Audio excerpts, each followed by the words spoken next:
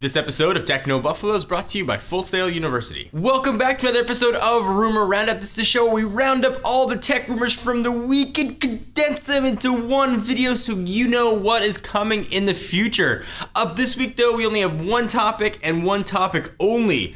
We are going to talk about the next generation PlayStation, the PS4, Orbis, whatever you want to call it, but there's a ton of rumors coming and they are coming fast and furious. So this is Rumor Roundup. Let's talk some PS4.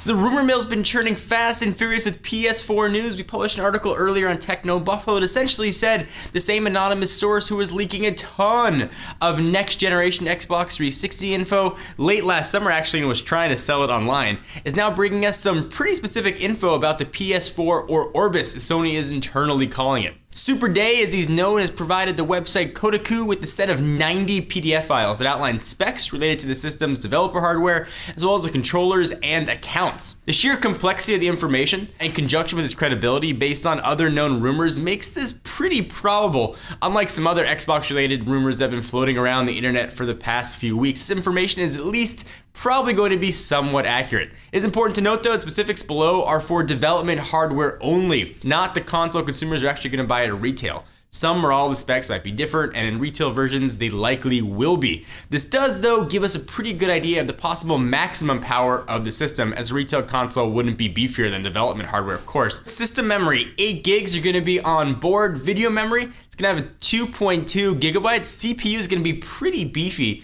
You're going to have 4 dual-core AMD 64 bulldozers. GPU is an AMD R10. It's going to have 4 USB 3.0 ports, 2 Ethernet ports. Audio output, we're going to have HDMI, optical 2.0, 5.1, and 7.1 channels, Blu-ray support, and 160 gigabyte hard drive. You can expect that hard drive size though to get much larger probably by the time the console launches, as there's going to be a huge push for downloadable content. In addition to hard drives on the console itself, the documents have some pretty interesting tidbits about how you'll control the games it plays. The system will of course support 6-axis and DualShock 3 controllers, and it appears to support the Move controller as well, so if you want to use that little ice cream cone looking thing. So it obviously has a lot in common with the current PlayStation controller. The big key is that it's going to feature, rather than a touchscreen, as a lot of folks had guessed before, it's going to feature a capacitive touch pad. It's going to support 2 multi-point touch and click input. Shape of the controller, be it the boomerang like we saw with the original PS3 when they announced it, or something more like the Vita is totally unknown. It's also going to feature improved motion sensing, vibration, RGB LED, and a ton of other awesomeness in there. So what we might get is a Sony'd up Wii U type control pad. So despite rumors to the contrary, the documents don't make any mention of any sort of biometric features at all. The other big surprise here is the controller is going to have a share button. There's nothing is really known about what it could entail, whether it be for sharing a screenshot from the game you're playing or send it out via social media or something really specific with interacting with the console.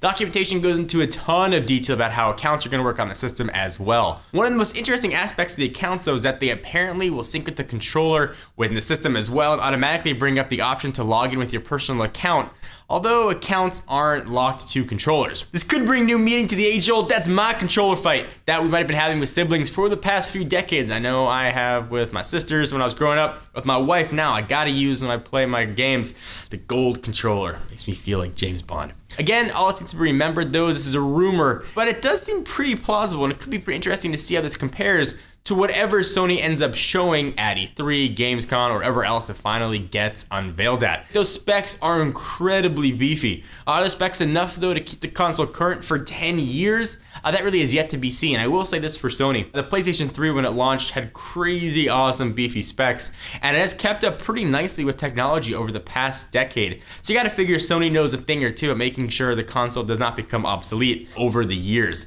I'm really curious to see what developers can do. Certainly you don't get the full power of the games until 3, 4, 5 years into the console's lifespan. But if you think current generation PS3 games look awesome, I cannot wait to see what they're gonna look like on PS4. Assuming we'll have support for 4K, which over the next decade will probably become pretty mainstream, it is going to be awesome. So what games are you looking forward to most? Love to hear your comments down below. Do you agree or disagree with any of these PS4 rumors? One thing is for certain though, all these rumors can be put to rest in the coming months, as I think we might get a hint of what Sony has to offer, perhaps even before E3. So now we've rounded up all the console news, let me take a minute to thank our friends and sponsors at Full Sail University. You know, the mobile app industry is on fire right now, and Full Sail University's online mobile development bachelor's degree program can teach you the skills that you need to take advantage of those emerging opportunities. In this degree, you'll learn both the programming and business sides of mobile development so that you can concept, develop, deploy, and market an application from start to finish. You'll explore advanced programming languages, visual frameworks, usability principles, and app development for iOS